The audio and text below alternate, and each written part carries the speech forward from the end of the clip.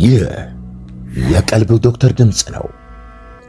አልሐምዱሊላህ ታካሚዎቻችን የሚድኑ በእኛ ኃይል እንዳይመስሎት በአላህ ኃይል ብቻና ብቻ ነው። ከቀልብ ዶክተር ዓላማ ውስጥ የአላህን ተአምር ማንገስ ዋነኛው ነው። በየጊዜው በቀልብ ዶክተር ታክመው መዳናቸውን ማመን እስከሚያቀታቸው ሲቃይ የተናነቃቸው ሲገልጹ የአላህ ተአምር ምን ያህል የገዘፈና ግልጽ እንደሆነ ያሳየናል። ከህመም ወደ ጤነኝነት፣ ከጭንቀት ወደ ደስታ፣ ከጨለማ ወደ ብርሃን፣ ካላሰቡበት ወደ ስኬት የደረሱት በአላህ ተአምር ቢሆን እንጂ። ልብ ለአላህ እጅ የሰጠና የተናነሰ ሲሆን ግልጽ ይሆናል።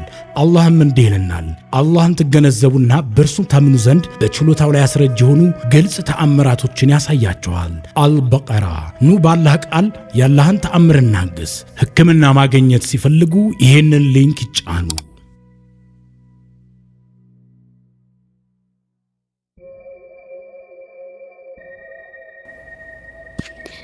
ራሱን የሰዋው ሙእሚን።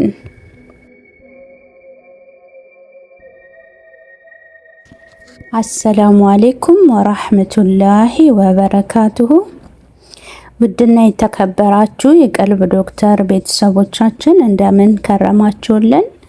በያላችሁበት የአላህ እዝነት ጥበቃው ኃይላችሁ እያልኩኝ ዘወትር ሐሙስ ወደ እናንተ እንደተለመደው ይዘንላችሁ የምንቀርበው በቀልብ ዶክተር ኡስታዞች የተለያዩ ጠቃሚ ትምህርቶችን፣ ጥናታዊ ጽሁፎችን፣ መጣጥፎችን እንዲሁም ደግሞ ገጠመኞቻቸውን በቴሌግራም ቻናል ላይ እጅግ በጣም በሰፊው ኡማው ይማርበት ይጠነቀቅበት ዘንድ ያስተላልፉልናልና ከዛ መካከል እንግዲህ የተለያዩ ጠቃሚ ትምህርቶች ወደዚህ ወደ ዩቲዩብ ቻናል ላይ እያስደምጥናችሁ እንገኛለን። ዛሬም ወደ እናንተ ይዤላችሁ የቀረብኩት እጅግ ልንማርበት የሚገባ ጠቃሚ የሆነ እንግዲህ ገጠመኝ ይዤላችሁ ቀርብ ያለሁኝ። ይህን ትምህርት ሼር፣ ላይክ፣ ኮሜንት በማድረግ ለኡማው እንዲዳረስ የበኩላችሁን ተወጡ፣ ድጋፋችሁን አሳዩ።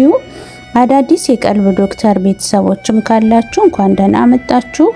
ቻናሉን ሰብስክራይብ በማድረግ የደወል ምልክቷን አንድ ጊዜ ብቻ በመጫን ቤተሰባችን ሁኑ። የሚለቀቁ ቪዲዮዎች ቶሎ ወደ እናንተ እንዲደርሷችሁ ይሆናል ማለት ነው። ባረከላሁ ፊኩም። በሲህር በጅን በአይንና ጥቃት ለደረሰባችሁም የቀልብ ዶክተር የቴሌግራም ቻናል ላይ በማምራት ኡስታዞችን በማማከር ሕክምናችሁን በአላህ ቃል ማግኘት እንደምትችሉ ከወዲሁ ልገልጽላችሁ ወዳለሁ። ከልብ ማፊያን እየተመኘ ወደ ዛሬ ትምህርት እናምራ። መልካም ቆይታ።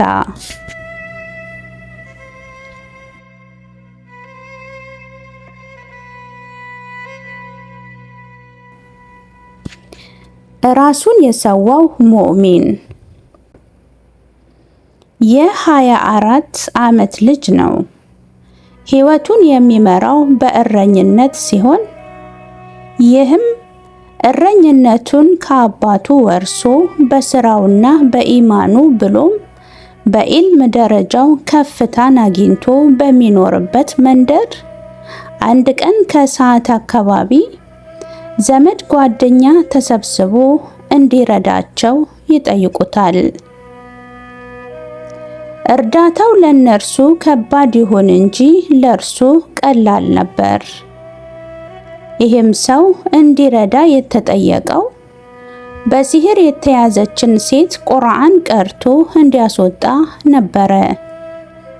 በፍቃደኝነት በመሄድ የሩቃህ ምዕራፎችን በልጅቷ ላይ ያንበለብለው ጀመር። ግና አንድ ነገር ቀድሞውኑ ሊረዳ አልቻለም። ሩቃ ለማድረግ ቀላል ቢመስልም ከታማሚው ይበልጥ ለህይወቱ መስጋት ያለበት ሩቃ አድራጊው ነው። ከጅኖች ውስጥም ግንፍልተኛ፣ ኃይለኛ፣ ምትሃተኛ፣ ሲሰኛ ብሎ ድግምተኛ ጅን አለና ያንን ቅድመ ጥንቃቄ አላደረገም ነበር። እርሱ የታየው ጅኑን በሩቃህ ማቃጠል፣ በአላህ ቃል ማጨናነቅ ነበረ። ይሁንና ልጅቷ ከኢፍሪት ቤተሰብ በሆኑ ጅኖች ነበረ ጥቃቱ የደረሰባት። ይህ እረኛም ቂራአቱን በማድረግ ይበልጥ ጅኑን በማስቆጣት ላይ ነበር እንጂ ንቅንቅም አላደረገውም። ለዚያም ነው እኛ ዘንድ የሚመጡ ታካሚዎች ከዚህ በፊት ሩቃ ተደርጎላቸው የነበረ ቢሆንም ቅሉ ግን ደግሞ መፍትሄ ሳያገኙ የሚመጡት። ምክንያቱ ቀላል ነው። ሩቃ አድራጊው ዶክተር የያዛቸውን ጅን ምንነት ሳያውቅ ቀጥታ ወደ ጥቃት ይጀምራል። ዶክተሮች በአሁኑ ሰዓት ዓለማዊ በሆነ በሽታ ላይ ድልን እየተቀናጁ ያሉት ቀድመው ስለ በሽታው ስለሚያጠኑና የበሽታውን ድክመት ስለሚያገኙ ነው። ለኤችአይቪ የሚወሰድ መድኃኒት ለሳምባ አይወሰድም። የተለያየ የበሽታ ቤተሰብ ያላቸውን ጅኖችም ላይ የሚደረግ ሩቃ እንዲሁ ጅኑ መታወቅና መጠናት አለበት። አለበለዚያ ግን የዚህን ምስኪን እረኛ ታሪክ ደጋሚ የሚሆኑ ሩቃ አድራጊዎችን ቤቱ ይቁጠራቸው። ይህ እረኛ ከሰዓት የጀመረው ሩቃ ማብቂያ አልነበረውም። ምስኪኗ ልክ ያዛት ይዟታልና እርሱም አለቅ ሩቃ ማድራጊውም አልላቀቅም ማለቱን ተያይዙት። ይህ በእንዲህ ሳለ 10 አዛን ብሎ ከሶላት በኋላ ተባለና ለሶላት ውዱእ ለማድረግ በተበታተኑበት ወቅት ላይ ነው እረኛው እስትንጃ ለማድረግ ሲገባ ድንገት ባልታወቀ መልኩ ደርቆ የቀረው። አሱር ሶላት ለመስገድ በጀማዓ ቢጠብቁት የቀረባቸው ይኸው እረኛ በኢፍሪት ጥቃት ነፍሱ ወጥቶ እዚያ ሽንት ቤት ውስጥ ሳለ ደርቆ ቀርቷል። የሚገርመው ግን ልጅቷን የያዛት ጅን ብን ብሎ መጥፋቱ ነው። እዚህ ጋር ልብ ልንል የሚገባው ጅኖቹም አብዛኛዎቹ በሸሪዓ ሕግ ወይንም ደግሞ በባህላቸው እንደየፍጥረታቸው እንደየወንጀላቸው ቅጣት አላቸው። ገዳይ ጅን መገደል እንዳለበት ስለሚያውቅ ይህችን ምስኪን ልጅ ጅኑ ለቆ ሄዷል። ያንን የመሰለ ወጣትና ቃሪ ግን አተውታል። ከዚህ ታሪክ የምንማረው አንድ ሀቅ አለ።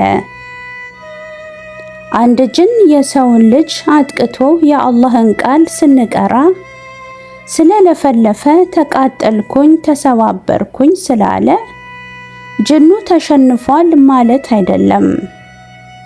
አደራ ሩቃ ማድረግ የማንችል ልምዱ የሌለን በሸሪዓዊ ትምህርት ምዘና ተምረን ያላለፍን ሰዎች ከእንዲህ ካለው መጋፋት እንቆጠብ። ባል ለሚስቱ ሩቃ ሊልላት ይችላል። ወንድም ለእህቱ፣ ልጅ ለእናቱ፣ አባት ለልጁ ሩቃ ማድረግ አንድን ቤተሰብ ከጅንም ይሁን ከሲህር ጥቃት መከላከል ይችላሉ። ይሁንና ከነርሱ አልፎ ሌላን ለማከም በፍጹም ጥረት ማድረግ የለባቸውም። በሼኾች ብሎም ስለ ሩቃ ጠንቅቀው በሚያውቁ አሊሞች፣ ዶክተሮች ሕክምናቸውን መከታተል ሊኖርባቸው የግድ ነው። አላህም ኸይሩን የተሻለውን ያውቃል።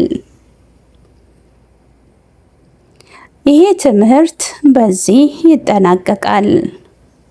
ኡስታዞቻችን ዕውቀታችሁን አላህ ይጨምርላችሁ እያልኩኝ ሩቃ አድራጊዎች፣ ዶክተሮች ከዚህ ትምህርት እንደወሰዳችሁበትም እንዲሁም ለሌሎችም ትምህርት እንደሰጠ አልጠራጠርም።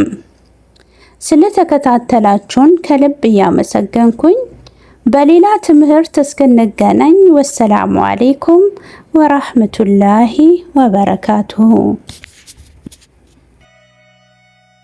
የቀልብ ዶክተር በሲህር በጅን በአይንናስ እንዲሁም የስነ ልቦና ጫና የደረሰባቸው የሰው ዘር ፍጥረታት በሙሉ ታክመው የሚድኑበት ነው። ሕክምናው በቁርአን፣ ሕክምናው በአስካሮች፣ ሕክምናው በዱዓዎች በሰደቃ የሚካሄድ ሲሆን ነቢያዊ ሱናን በተመረኮዙ እጅግ ጥበብና እውቀትን ባካበቱ የሩቃ ዶክተሮች ይታከማሉ። እወቁ፣ ሕክምናው ሸሪዓዊ ብቻ ነው። አያምልጦት፣ እድሉን ይጠቀሙ። ባሉበት ሆነው ራስዎን ያክሙ። ሕክምና ማግኘት ሲፈልጉ ተከታዩን ሊንክ ይጫኑ።